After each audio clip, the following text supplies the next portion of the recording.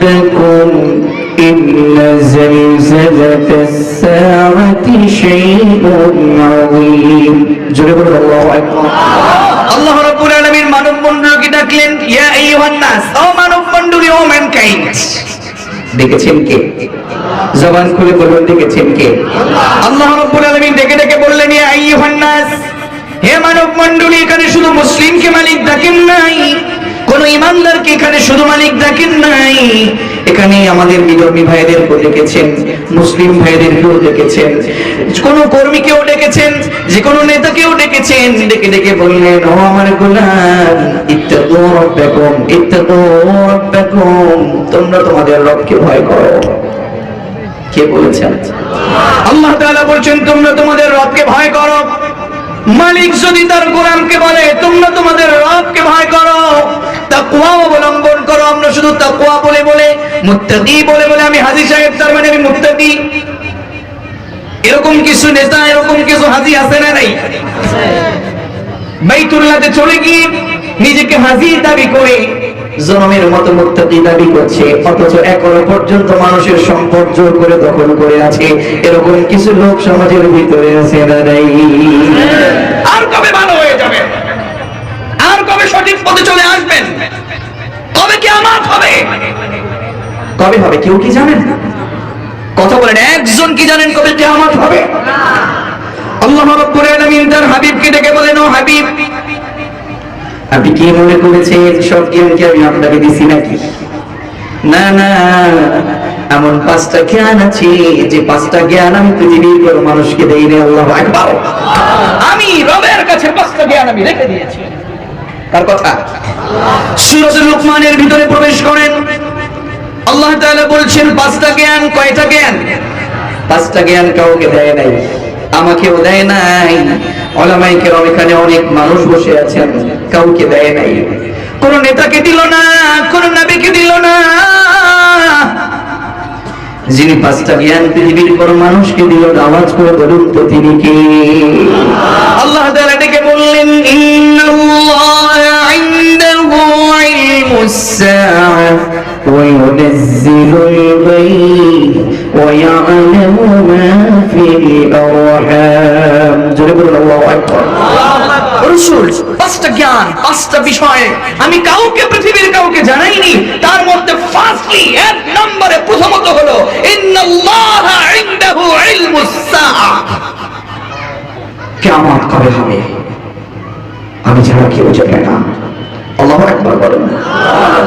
কিয়ামত কি আপনার কাছে ছোট মনে হলো? কথা বলেন না কেন, ছোট মনে হলো? عن ابن مسعود رضي الله تعالى عنه قال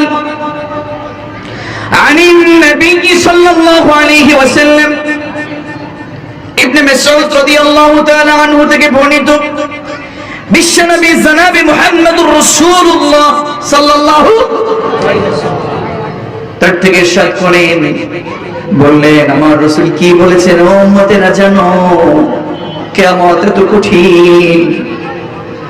আমার মাদারীপুরের ভাইরা, একটু পরেই, নদীর পরেই বরিশালের অনেক ভাইরা এখানে এসে উপস্থিত হয়েছেন।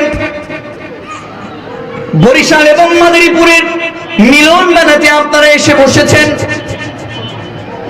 সকলকে আমি ভালোবেসে রাসূলের একখানা হাদিস আমি আপনাদেরকে শোনাতে চাই। মালিক আপনাদেরকে ডেকে বললেন, ইয়া আইয়ুহান নাসু ইত্তাকু রাব্বাকুম ইন্না যালজালাতাস সাআতি শাইউন আযীম। হে মানব মণ্ডলী, তোমরা তোমাদের রবকে ভয় করো, আর জেনে রাখো, মনে রাখো, নিশ্চয়ই কিয়ামতের যে প্রকম্পিত শব্দ, এটা যেন তেন কথা নয়, এটা হলো অনেক বড় বড় বড় বড় কঠিন একটা ব্যাপার। এটা সহ্য করা যাবে না। পৃথিবী ধ্বংস হয়ে যাবে।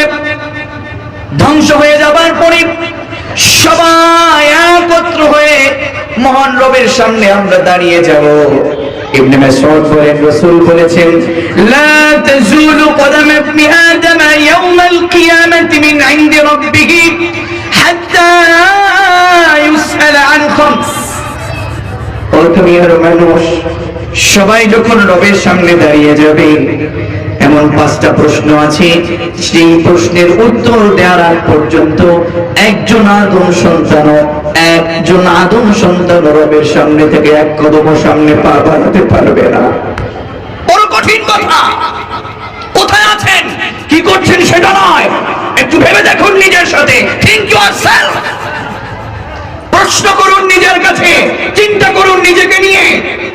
টক ইউরসেলফ। কি বলেছেন রাসূল? একজন আদম সন্তান আমি কেন, মুফতি ইমরান বিন হুসাইন কেন, আমাদের প্রধান অতিথি মহোদয় কেন, একজন মানুষ কিয়ামতের ময়দানে আদম সন্তান, একজন সন্তান আল্লাহর সামনে থেকে 5টা প্রশ্নের উত্তর দেওয়ার আগ পর্যন্ত এক কদম সামনে পা বাড়াতে পারবে না। আল্লাহু আকবার। নাম্বার 1, আমার রাসূল বলতেছেন এই কথা, সুবহানাল্লাহ বলুন। আমার রাসূল বলতেছেন, ও আমার উম্মতেরা শোনো, 1 নাম্বার, আমার রব তোমাকে প্রশ্ন করবে আন উমরিহি ফীমা আফনা, আন উমরিহি ফীমা আফনা। তোমাকে 25, 30, 35, 40, 50, 60, 70, 80 বছর জিন্দেগি দিয়েছি, কোন কোন পথে ব্যয় করেছো বলো? আমি তো তোমাকে কোরআন দিয়েছিলাম, আমি বলেছিলাম সালাত আদায় করো, আমি বলেছিলাম যাকাতের সাথে যুক্ত থাকো, যাকাত প্রদান করো, আমি বলেছিলাম কোরআনের আন্দোলন করো, আমি বলেছিলাম অসত্যবাদ ছেড়ে দাও, আমি বলেছি সুদ খেও না, ঘুষ খেও না, অন্যায় ছেড়ে দাও, জুয়া ছেড়ে দাও, মাদক সেবন ছেড়ে দাও। কিভাবে তোমার বয়সটাকে কাটিয়েছো বলো? একটু নিজেকে প্রশ্ন করে দেখো। 40 বছর, 35 বছর, 60, 70 বছর আমাদের হয়ে গেছে, মুখে দাড়ি নাই, রাসূলের সুন্নাহ নাই, 5 ওয়াক্ত সালাতে মসজিদে আমার উপস্থিতি নাই। আমি আপনার কাছে জবানকে ছেড়ে দিয়ে আওয়াজ করে আপনার সামনে আমার বরত্ব ঘোষণা, আমার বীরত্ব ঘোষণা আমি অনেক পারি এটা বলবার জন্য আসিনি, শুধু দায়রাতে এসেছি। আল্লাহর কসম করে বলি দায়রাতে এসেছি, আল্লাহ যেন আমাকে ইলম শেখার পরে প্রশ্ন না করে তুমি কি বলেছিলে কিনা। আল্লাহ কসম করে বলছি, দুর্নীতিমুক্ত জীবন যাপন করতে চেষ্টা করি, সত্যের পক্ষে চেষ্টা করি। যারা সত্যের পক্ষে চলতে চেষ্টা করে দেখবেন তারাই কেবলমাত্র শুধুমাত্র মানুষের কাছে নির্যাতন নিপীড়নের শিকার হয়ে যায়। আমার বন্ধুগণ দেখবেন কোরআনের কথা বলে, কোরআনের কথা, সত্য কথা বলে, ঘরে ঘুমোতে দেয় না, এমন এক শ্রেণী আলেম বিদ্বেষী লোক সমাজের ভিতরে আছে। কোরআনকে পছন্দ করে না, কোরআনের আন্দোলন পছন্দ করে না। আমরা তাদেরকে বলতে চাই, শোনো, তোমরা তো আজকের যুগের নাই, তোমরা তো আজকের যুগের নয়, তোমরা তো সেই লোক আবু জাহেল, উতবা সাহেবা যারা ছিল তাদের উত্তরসূরি তোমরা, যারা কোরআন বিরোধী, যারা কোরআনের আন্দোলন করতে পছন্দ করে না, আন্দোলনের বিরোধিতা করে, সত্যের বিরোধিতা করে, ওরা আর কেউ নয়, ওরা আবু জাহেল, উতবা সাহেবার উত্তরসূরি ছাড়া আর কিছু নয়। কথা বলো ঠিক না? প্রিয় ভাই সব, প্রাণ প্রিয় সুশিক্ষিত ভাইয়েরা, আমি জানি আপনারা অনেক জানেন, শুধু এতটুকু বলতে চাই, মালিকের কাছে কি জবাব দিবেন? নিজেকে একটু সেভ করুন, নিজেকে বোঝান, আপনি নিজেকে প্রতিষ্ঠিত করুন যে মালিকের কাছে কি জবাব দেবেন। 2 নম্বর হলো রাসূল নিজে বললেন, ও উম্মতেরা শোনো, 5টা প্রশ্নের উত্তর দেওয়ার আগ পর্যন্ত আল্লাহর সামনে থেকে এক কদম পা বাড়াতে পারবা না। 1 নাম্বার, বয়স কোন কাজে খাটিয়েছে? আরে তোমার তো 50 বছর, 45 বছর ছিল, কোন কোন পদে খাটিয়েছো? অন্যায় করেছো, অপরাধ করেছো, কি জবাব দিবেন? আপনি কি বলবেন, আল্লাহ আমি সুদে ছিলাম, আমি ঘুষে ছিলাম, আমি মিথ্যায় ছিলাম, আমি আমার ক্ষমতা পেয়ে মানুষের প্রতি জুলুম করেছিলাম? ওয়াল্লাহি আপনি জুলুম করলে আল্লাহ আপনাকে কখনো ছাড় দেবে না। কি মনে করেছেন আপনি? কি মনে করেছেন আপনি? গতকালকে চাঁদপুরে বসে কথা বলছিলাম, ঊর্ধ্বতন কর্মকর্তা ছিলেন, আসার সময় কানে কানে বললেন, হুজুর যে ওয়াজ করেছেন দিলে লেগেছে, সত্যি কি জবাব দিব আল্লাহর কাছে বলতে পারি না, টাকার মোহে পড়ে, ক্ষমতার মোহে পড়ে নিজেকে ভুলে গিয়েছিলাম, জুলুম করে ফেলেছি। আমি বললাম, যদি আপনার মনে চায় একটা দোয়া, পরিচিত দোয়া আপনাকে শিখিয়ে দেই, রব্বানা যালামনা আনফুসানা ওয়া ইল্লাম তাগফির লানা, পড়েন আপনারা, পড়েন রব্বানা যালামনা أنفسنا وإن لم تغفر لنا وترحمنا لنكونن من الخاسرين واذكر قرآن آمين জলিলুল কদর সাহাবীদের ভিতরে অন্যতম হযরত আবু বকর, রাসূলের পরে তার চেয়ে মর্যাদার কারণ আবু বকর রাদিয়াল্লাহু তাআলা আনহু রাসূল আকরাম সাল্লাল্লাহু আলাইহি সাল্লামকে প্রশ্ন করে জানতে চাইলেন, ইয়া রাসূলুল্লাহ ইয়া হাবিবাল্লাহ, আপনি তো বেশি বেশি আল্লাহর কাছে মাফ চাইতে বলেন, নামাজের ভিতরে এমন একটা দোয়া শিখিয়ে দেন যেই দোয়াটা পড়লে পরে আল্লাহ আমাদেরকে মাফ করে দিবেন, ইস্তেগফার করার মতো একটা দোয়া শিখিয়ে দেন। জেনে আপনারা অবাক হবেন, জেনে হয়তো খুশি হবেন, যারা জানেন তাদের স্মরণ হয়েছে। আল্লাহর রাসূল বলেছেন, ও আবু বকর, ইয়া আবু বকর, এক কাজ করো, আমি একটা দোয়া শিখিয়ে দেই, এই দোয়াটা সালাতে তুমি পড়বা, যেটা আমরাও এখনো পড়ি একেবারে শেষ বৈঠকে। আল্লাহুম্মা ইন্নী যালামতু নাফসি যালমান কাসীরান ওয়া লা ইয়াগফিরুয-যুনুবা ইল্লা আনতা ফাগফির লি মাগফিরাতান মিন ইনদিকা ওয়ারহামনি ইন্নাকা আনতাল গফুরুর রহিম। নামাজ পড়ে পড়েন আমিন। আর আমরা শুধু দোয়া পড়ি ঠিক, কিন্তু কি পড়ি সেটাই জানি না।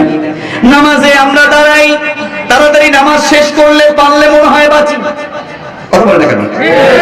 দেখবেন আজকে ফজরে যে মুসল্লি ইমামের পিছনে আপনাদের বাজারে ছিল, বলেন তো জুমার দিনের মুসল্লি আর ফজরের মুসল্লি কি এক সমান নাকি? কিছু মুসল্লি আছে শুকুর আলী মুসল্লি, কথা বলেন কেন? কিছু মুসল্লি আছে শুকুর আলী মুসল্লি, শুধু শুক্রবারের জুমাবারের নামাজ পড়ে, আছে না নাই? এরা শুধু জুমাবারে নামাজ পড়ে আল্লাহকে খুশি করতে চায়। আল্লাহ বুঝে না মনে করেছে তাদের একটা হাদিস নিজেরা মনে হয় বানাচ্ছে যে এক শুক্রবার নামাজ পড়লে আবার শুক্রবার নামাজ পড়লে মাঝখানে নামাজ বুঝি মাফ হয়ে যায়, কত পড়ে না? তাহলে মুরব্বীরা নামাজ পড়ে কেন? দাঁড়িয়ে নামাজ পড়ে কেন? এই যুবকরা কথা বলো, নামাজ পড়ার দরকার আছে না নাই? এজন্য আমি বলবো আল্লাহর কাছে জবাব দেওয়া লাগবে, আমাদেরকে আল্লাহর কাছে ক্ষমা চাওয়া লাগবে। বললাম ভাই আপনি একমাত্র একটা দোয়া পড়েন, সব কিছু বাদ দেন, নামাজের দোয়া আর আপনার যেই দোয়া শিখিয়েছি যেটা আপনি পারেন, বেশি বেশি চোখের পানি ছেড়ে দোয়া করেন। যা করেছেন চাইলে মাফ করে দিতে পারে একজন। জবান খুলে বলুন না তিনি কে? আরো জবান খুলে বলুন না তিনি কে? বিশ্বনবী জনাবে মুহাম্মদুর রাসূলুল্লাহ বললেন, শোনো, কয়টা প্রশ্ন? আরো জোরে, আরো জোরে। কয়টা প্রশ্নের উত্তর না দিয়ে এক কদম সামনে আগানো যাবে না। এক নাম্বার, বয়স কোন কাজে খাটিয়েছে। দুই নাম্বার, ওয়ান শাবাবিহি ফীমা আবলা। বড় কঠিন কথা, আমাদের উপরে বড়ই কঠিন একটা প্রশ্ন আমার রাসূল ছুড়ে দিয়েছেন। যুবক বয়স ছিল, যৌবন বয়স ছিল 25-30 বছরের সেই সময়, তকবকে যুবকেরা তোমার যৌবনটা কোন পথে খাটিয়েছো? মাদকের সাথে, মিথ্যা নেতার পিছনে, নাকি মাদকের ব্যবসায়, সুদ ঘুষের সাথে? সব জবাব দিয়ে তারপরে যাও। বলতে পারেন আব্দুল্লাহ মাহমুদ, তুমি আমাদের এলাকার ছোট ভাই কিংবা আমাদের ছেলের মতো এভাবে বললাম, দেখুন আমি আগামীবার দাওয়াত নেবার জন্য এখানে আসিনি, আমি শুধু আমার দায় আনানোর জন্য এসেছি। আপনারা জানেন আমার বাবা একজন আপনাদের এখানে উল্লেখযোগ্য যে ভদ্র মানুষ, আমারটা তো প্রশংসা করছি না, বাবার কথা বলছি। মাওলানা আব্দুল কাইয়ুম হুজুর কয়েরিয়া ময়দানের অন্যতম একজন মুদাররিস, আমার সরাসরি তিনি উস্তাদ। তার থেকে বিনয় কিভাবে বলা যায়, কথা কিভাবে বলা যায় শিখেছি, হাঁটিয়াটি পাপা করে আমাদেরকে শিখিয়ে শিখিয়ে পর্যন্ত এনেছেন শুধু আপনাদের কাছে কোরআনের একটু দাওয়াত প্রচার করবার জন্য। এই জন্য আমি বলছি না, আমরা এমন কাজ করতে পারি না, এমন আমল করতে পারি না যে কারণে আমরা আল্লাহর কাছে আল্লাহর কাঠ করায় আমরা দাঁড় হয়ে যাব। 3 নম্বর প্রশ্ন, রাসূল বললেন ওয়া মালিহি মিন আইন ইকতাসাবা। আল্লাহ রাব্বুল আলামিন প্রশ্ন করবেন, তোমার তো অনেক মাল ছিল, অনেক টাকা ছিল, 10 তলা বিল্ডিং এর মালিক ছিলা, 5 তলা বিল্ডিং এর মালিক ছিলা, মাঝে মাঝে দেখতাম পাকের ঘরে পাকের ঘরে তেল না থেকে খাটের নিচেও তুমি তেল বানাইছিলা, ঠিক কিনা? ঠিক কিনা? পেটের ভিতরে ভাত কাপড় না ভাত ডাল এটা পেটের ভিতরে না ভরে পেটের ভিতরে ইট বালু রড সিমেন্ট ভরছিলা, ঠিক কিনা? প্রশ্ন করবে ওয়ামালিহি মিন আইনা ইকতাসাবা, কোন পথে কিভাবে উপার্জন করেছো সম্পদ বলে যাও।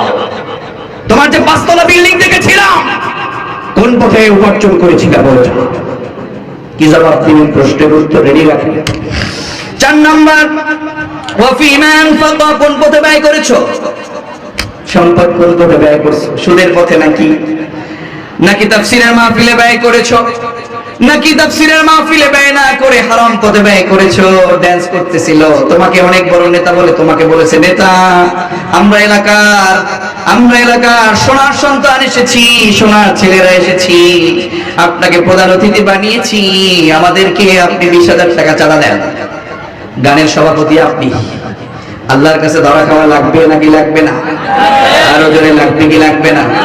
এজন্য আমি আপনাদেরকে বলছি না আপনার টাকা কোন পথে ব্যয় করবেন সেটা সিস্টেমটা শিখিয়ে দিবেন কি? 5 নাম্বার প্রশ্ন ওয়ামাদা আমিলা ফীমা আলিমা, কঠিন কথা। উলামায়ে কেরামদের বিরোধীর কথা কিংবা পক্ষের কথা, আপনার বিরোধী কথা, আল্লাহ রাসূল বলেছেন ওয়ামাদা আমিলা ফীমা আলিমা, তোমাকে যে আমি জ্ঞান দিয়েছিলাম আমার গোলাম বলো, সেই জ্ঞান অনুযায়ী বলো কোন পথে তুমি সম্পদ ব্যয় করেছো, আর বলো যেভাবে তুমি জানতে তোমার যে জ্ঞান ছিল সে অনুপাতে তুমি কতটুকু আমল করছিলা। চাকরির জন্য সত্য কথা গোপন করছিলা নাকি? চাকরি বাঁচানোর জন্য খতিব হয়ে মসজিদে তুমি তোমার সুদখোর ঘুষখোর সেই সভাপতি সেক্রেটারিকে ভয় পেয়ে সত্য কথাগুলো গোপন করেছিলে কিনা বলে যাও। আজকে তোমার ইলম দিয়েছিলাম, সেই ইলম অনুযায়ী তুমি আমল করেছো কিনা? এজন্য যারা হাক্কানি উলামায়ে কেরাম, যারা কোনো জেল জরিমানাকে ভয় করে না, যারা কখনো নির্যাতনকে ভয় করে না, তারা জীবন বাজি রেখে ঈমানের জন্য সত্য কথাগুলো অবশ্যই মানুষের সামনে প্রচার করে। কথা বলো ঠিক না? তাহলে কয়টা প্রশ্নের উত্তর? যেটার একটা উত্তর না দিয়ে এক কদম সামনে পা বাড়ানো যাবে। যাই হোক, আমি বলতেছিলাম কোনটা, সেটা হলো কিয়ামতের জ্ঞান আল্লাহ ছাড়া আর কেউ জানে না কবে হবে। কয়টা বিষয়ের জ্ঞান আল্লাহ ছাড়া কেউ জানে না? দুইটাই 5টা, প্রশ্ন 5টা, জ্ঞানও 5টা। যাই হোক, বোঝার জন্য সহজ হয়ে যাবে। বলুন আওয়াজ করে, আল্লাহর কাছে এমন কয়টা জ্ঞান আছে যেটা পৃথিবীর কোন মানুষের কাছে আল্লাহ দেয় নাই? 1 নম্বর হচ্ছে ইন্নাল্লাহা ইনদাহু ইলমুস সাআ, কিয়ামত কবে হবে কে জানে? আর জোরে কে জানে? আর জোরে কে জানে? নাম্বার 2 ওয়ায়ুনাজ্জিলুল গায়ব, কোথায় বৃষ্টি হবে, কিভাবে বৃষ্টি হবে জানে কে? কোন জায়গায় বৃষ্টি দিবে জানে কে? আমরা বলি কি মরার বৃষ্টি আসার আর সময় পেল না, আমি আজকে ধান শুকাইতে দিছি, খড়কুটা শুকাইতে দিছি, বৃষ্টি আজকে আসা লাগলো, এরকম কিছু শিরকি কথা আমরা বলি কি বলি না? কথা বলেন, বলি কি বলি না? আজকে থেকে বলা যাবে নাকি?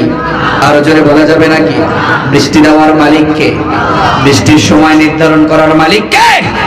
ওয়ায়ুনাজ্জিলুল গায়থা ওয়া ইয়ালামু মা ফিল আরহাম ওয়া মা তাদরি নাফসুম মাযা তাকসিবু গাদা ওয়া মা তাদরি নাফসুম বিআইয়ি আরদিন তামুত ইন্নাল্লাহা আলীমুন খাবীর। জোরে বলুন আল্লাহু আকবার।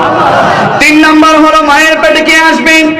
মায়ের পেটে সন্তান হবে কি হবে না জানে কি? মাজারে গেলে সন্তান পাওয়া যাবে নাকি? ছেলে দেওয়ার মালিক কে? মেয়ে দেওয়ার মালিক কে? সন্তান যদি মাজারে চাই বেজার হয়ে যাবেন কে? খুশি হবে কে? তাও না, শয়তান খুশি হয়ে যাবে, আল্লাহ বেজার হয়ে যাবে। কারণ সন্তান দেওয়ার মালিক শয়তান না, সন্তান দেওয়ার মালিক কে?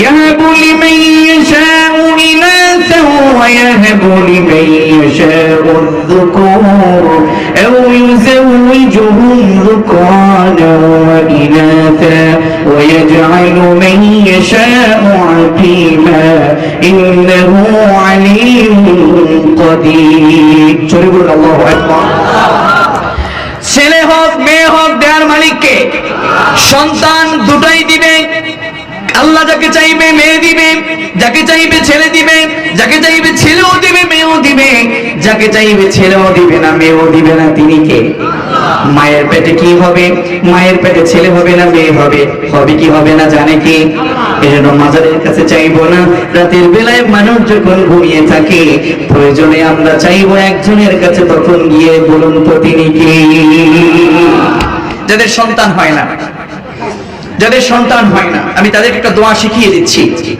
নবী আম্বিয়ারা এই দোয়াটা করেছেন রব্বি লা তাযারনি ফারদাও ওয়া আনতা খায়রুল ওয়ারিসিন বলেন রব্বি লা তাযারনি ফারদাও ওয়া আনতা খায়রুল ওয়ারিসিন হযরত ইব্রাহিম দোয়া করেছিলেন সন্তানের জন্য 80 বছর প্লাস হয়ে গেছে সন্তান দেয় না কে দেয় না সন্তান তাকে দেয় না কে দোয়া করা শুরু করে দিলেন রব্বি হাবলি মিনাস সালিহিন দোয়া কবুল করলেন কে এজন্য আমার বন্ধুগণ সন্তান হবে কি হবে না মায়ের পেটে কি আছে কি হবে একমাত্র একজন জানে তিনি কে ওয়া ইয়ালামু মা ফিল আরহাম ওয়া মা তাদরি নাফসুন মাযা তাকসিবু গাদা আগামী কাল আপনি কি উপার্জন করবেন কোন জায়গায় চাকরি করবেন কোন জায়গায় আপনি টাকা ইনকাম করবেন আগামী কালকে কি করবেন এটা কেউ জানে না একজন ছাড়া তিনি কে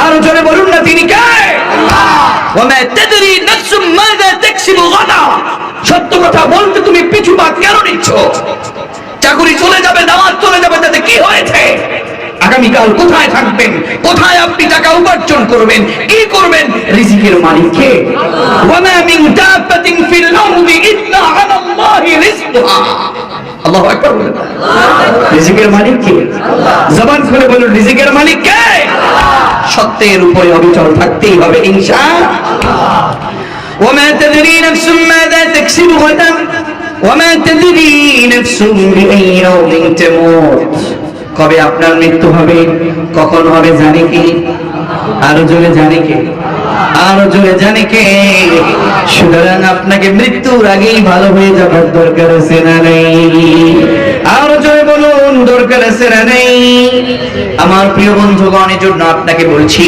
আমাদের মহান রব এই পৃথিবীতে আমাদেরকে সৃষ্টি করেছেন মালিক মানুষকে ডেকে ডেকে বললেন ইয়া আইয়ুহান নাস ইত্তাকু রাব্বাকুম ইন্না জালজালাতাস সাআতি শাইউন আযীম সেই কঠিন মুসিবতের দিনে আমাদেরকে একজনের ছায়ার নিচে ছায়া পাওয়ার দরকার আছে না নাই আল্লাহ রাব্বুল আলামিনের সেই কঠিন মুসিবতের দিনে যেদিন অর্ধ হাত উপরে সূর্য থাকবে মাথার মগজগুলি গলে গলে টকমক করে নাকের ছিদ্র দিয়ে কানের ছিদ্র দিয়ে বেয়ে বেয়ে পড়বে সেই কঠিন মুসিবতের দিনে একজনের আরশের নিচে ছায়া থাকবে তিনি কি আর জোরে বলুন না তিনি কি তাহলে সেই দিনে আমাদের মাপ পাওয়ার দরকার আছে না নাই আরো জোরে দরকার আছে না নাই কি গুনাহ করেছে না কেউ জানে না জানে কে এজন্য মাপ চাইতে হবে কার কাছে পৃথিবীর কোনো মানুষ জানে না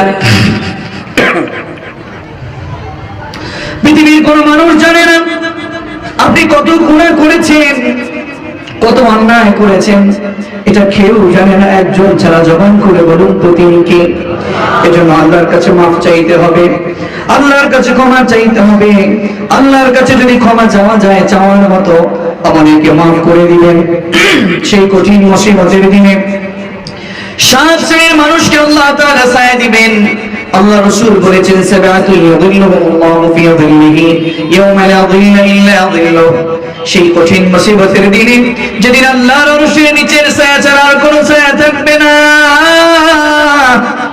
সেই কঠিন মুসিবতের দিনে সেই কঠিন দিনে সাত শ্রেণীর মানুষকে আল্লাহ ছায়া দিবে তার মধ্যে এক নাম্বার হলো আল ইমামুল আদিল ন্যায়পরায়ণ শাসক ন্যায়পরায়ণ নেতা ন্যায়পরায়ণ বিচারক আমাদের সমাজে ন্যায়পরায়ণতার এখন অভাব কম না বেশি আরো জোরে কম না বেশি?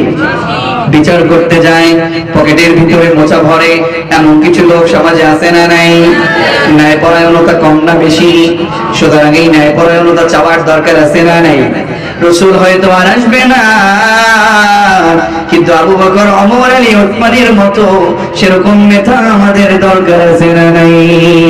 প্রভু তুমি বলেছ রাসূল দেবে না,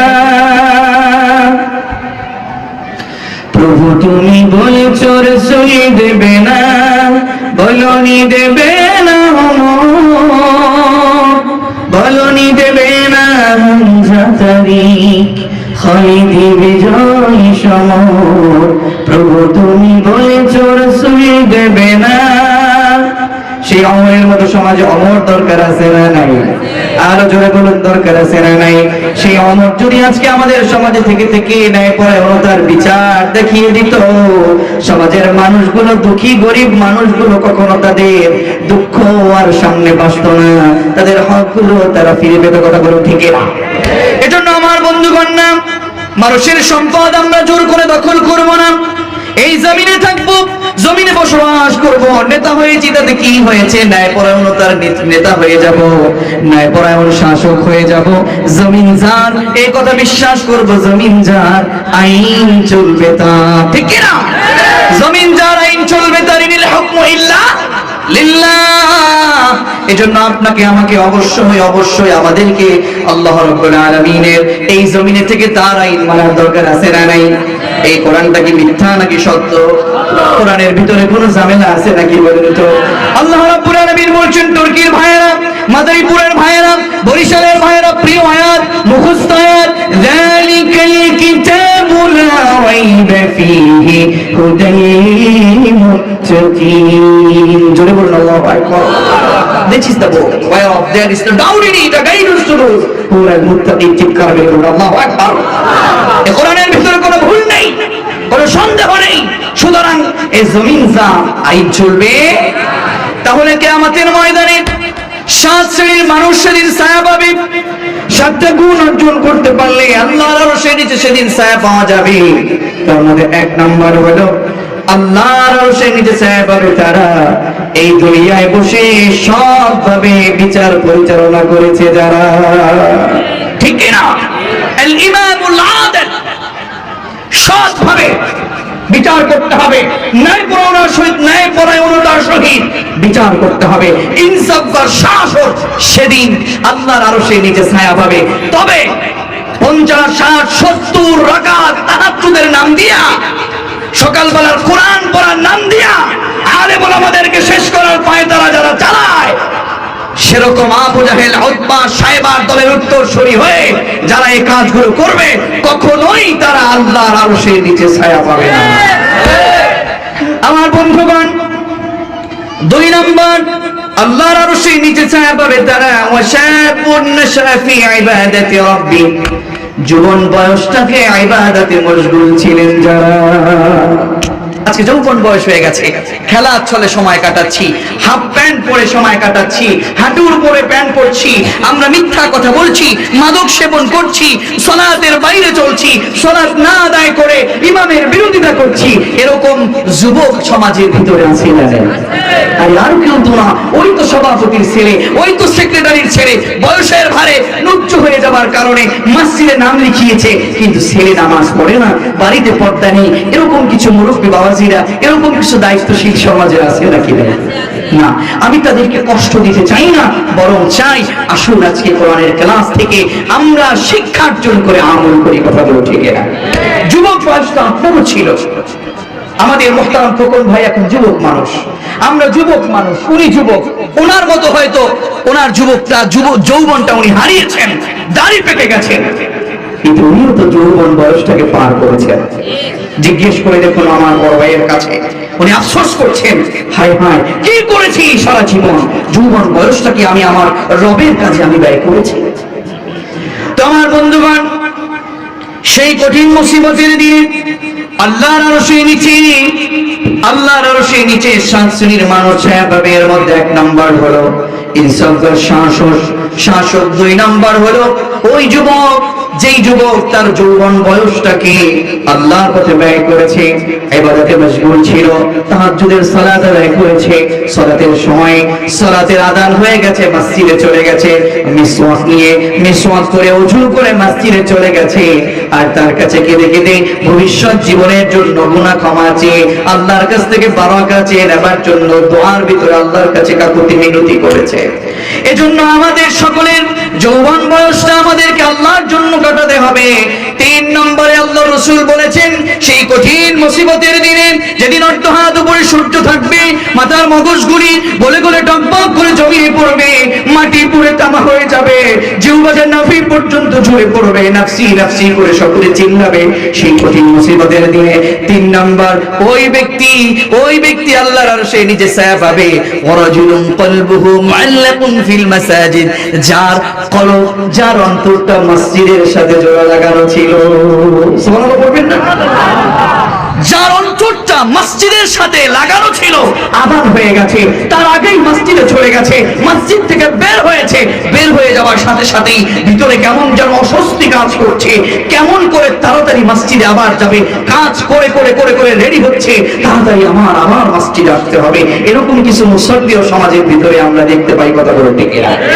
এই সকল মুসল্লি যারা আল্লাহর আরশের নিচে ছায়া পাবে তারা। কিন্তু সেই শুকরালি মুসল্লি যারা আছি, শুক্রবারের সেই জুমার সালাতে গিয়ে ইমাম সাহেব কেরাত যখন পড়ে ফেলে, যখন শেষ বৈঠকে বসে, আর তাহিয়াতুর সেই শেষ বৈঠক একটু দেরি হয়ে গেলে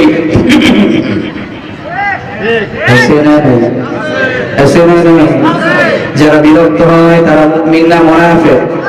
কথা বলেন, মুমিন না মুনাফিক?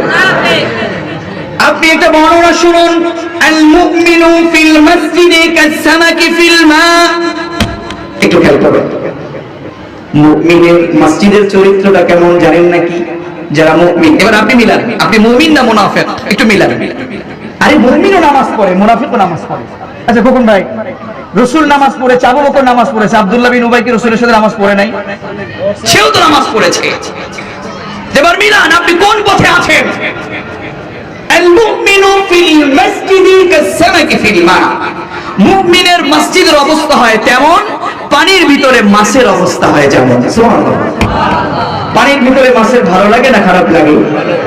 যদি মাছ পানি থেকে উপরে ওঠে, আমাদের দেশে কি বলে উপরে? ডাঙ্গা। কি বলে? ডাঙ্গা।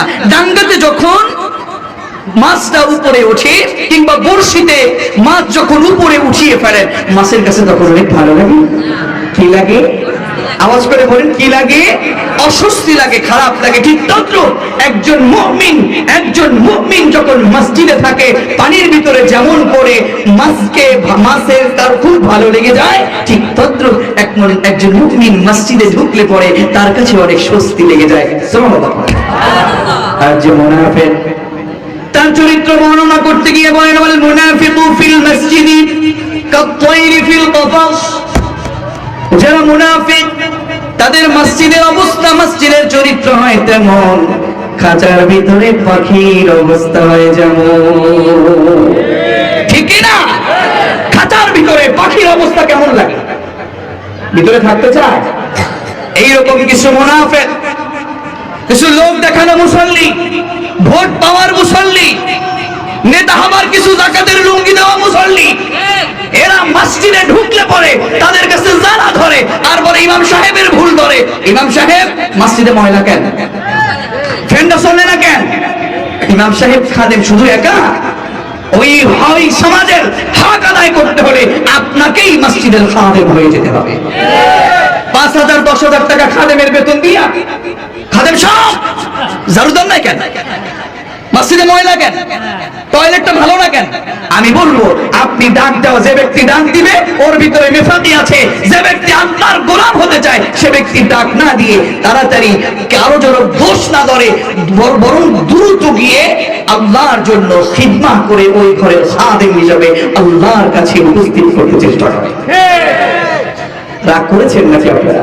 হুজুর কষ্ট করে আমার ছেলে মসজিদের কতগুলো এসি দিছে, আমার ছেলে কতগুলো ফ্যান দিছে, আমাকে একটু সভাপতি বানাইছে, একটু হাতজাক দিতাম, আমারে আবার একটু এরকম করে ঠেলা দিলে বলতে পারেন। দেখুন, আমি আপনাদের চেয়ে অনেক বয়সে কম, এমন অনেক বড় ভাইয়েরা আছেন, কিন্তু আমি সেই ছোট্টবেলা থেকে মসজিদ ইমামতি করে এসেছি, আলহামদুলিল্লাহ আল্লাহ সুযোগ করে দিয়েছেন। এখনো শুধু জুমা পড়াচ্ছি, দেখি যে না এমন কিছু মুসল্লিও আছে যারা মসজিদের খাদেম হতে চায়, উলামায়ে কেরামদের খাদেম হতে চায়। কথা বলো ঠিক এরা। তো যাই হোক, বলছিলাম ওই ব্যক্তিকে আল্লাহ তাআলা আরশের নিচে ছায়া দান করবে যেই ব্যক্তি তার অন্তরকে মসজিদের সাথে যুক্ত করে দেয়। সুবহানাল্লাহ বলবেন না?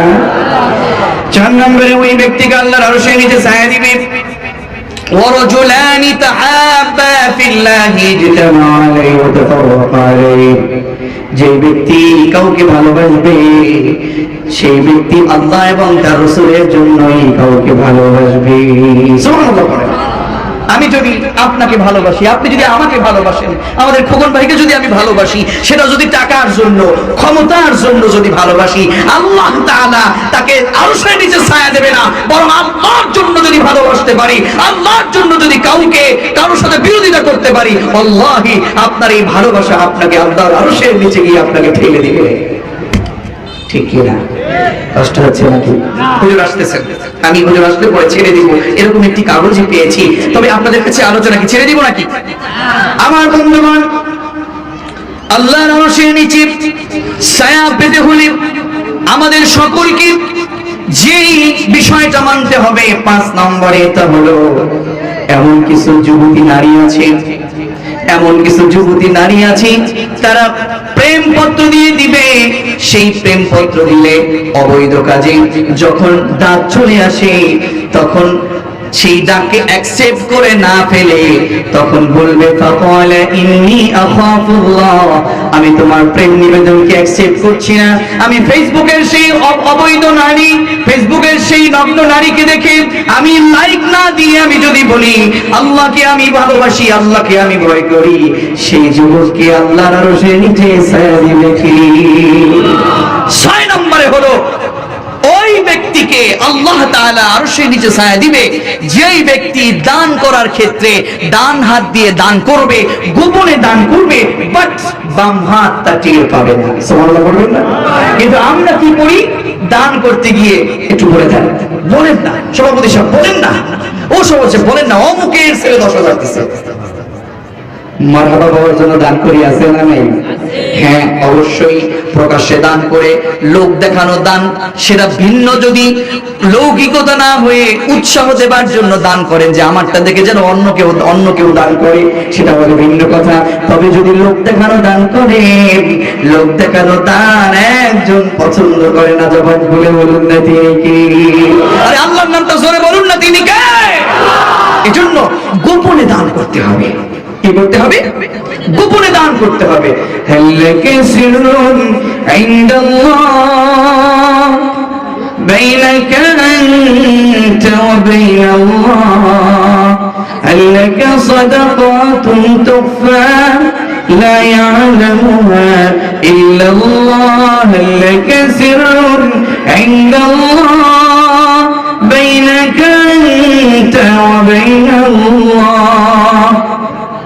গোপনে দান করলে সম্পর্ক হয় কার সাথে? আরো জোরে কার সাথে? এজন্য আল্লাহর আরশের নিচে ছায়া পাবে তারা গোপনে দান করবে যারা। 7 নম্বরে কোন অন্যায়ের কাজ করলে আল্লাহর জিকির করতে করতে যেই ব্যক্তি চোখের পানি ছেড়ে দিবে, ওই চোখের পানিটা ওই ব্যক্তির জন্য এত বড় নিয়ামত হয়ে যাবে, সেই কঠিন মুসিবতের দিনে আল্লাহর আরশের নিচে ওই ব্যক্তি ছায়া পেয়ে যাবে। তাহলে আল্লাহ তাআলা কি বলছেন? ইয়া আইয়ুহান নাস, হে মানব মণ্ডলী, ইত্তাকু রাব্বাকুম, তোমরা তোমাদের রবকে ভয় করো। ইন্না জালজালাতাস সাআতি শাইউন আযীম, সেই প্রকম্পিত সেই কিয়ামতের ময়দান, এটা বড় কঠিন শব্দ, কঠিন সময়। সেই কঠিন সময়ে, কঠিন সেই দিনে আমরা আল্লাহর আরশের নিচে ছায়া পেতে চাই কি চাই না? কারা কারা চাই? দুহাত তুলে আল্লাহকে দেখাই। লিল্লাহি তাকবীর, লিল্লাহি তাকবীর, আল্লাহু আকবার। আল্লাহ তাআলা 7 শ্রেণীর মানুষকে সাত শ্রেণীর মানুষকে আল্লাহ ছায়া দিবেন। এর মধ্যে এক নাম্বার হলো যে ব্যক্তি ইনসাফ কর শাসক, দুই নাম্বার হলো যে ব্যক্তি যৌবন বয়সটাকে আল্লাহর কাজে খাটিয়েছে, তিন নাম্বার হলো আর যারা আল্লাহর জন্য কবরকে ভালোবাসে, চার নাম্বার হলো কলবটা মসজিদের সাথে লেগে থাকে, এরপরে পাঁচ নাম্বার হলো যুবতী নারী প্রেম নিবেদন করবে কিন্তু সেই নিবেদনে অ্যাকসেপ্ট না করে বলবে ভয় পাই কাকে। ছয় নাম্বার হলো আমরা সকলেই দান করব গোপনে। সাত নম্বরে হলো ওই ব্যক্তি আরো সে নিজে ছায়া পাবে যেই ব্যক্তি আল্লাহর জিকির করে চোখের পানি ছেড়ে দিবে। সকলকে মহান রব আমাদেরকে সাত শ্রেণীর এই গুণ অর্জন করার তৌফিক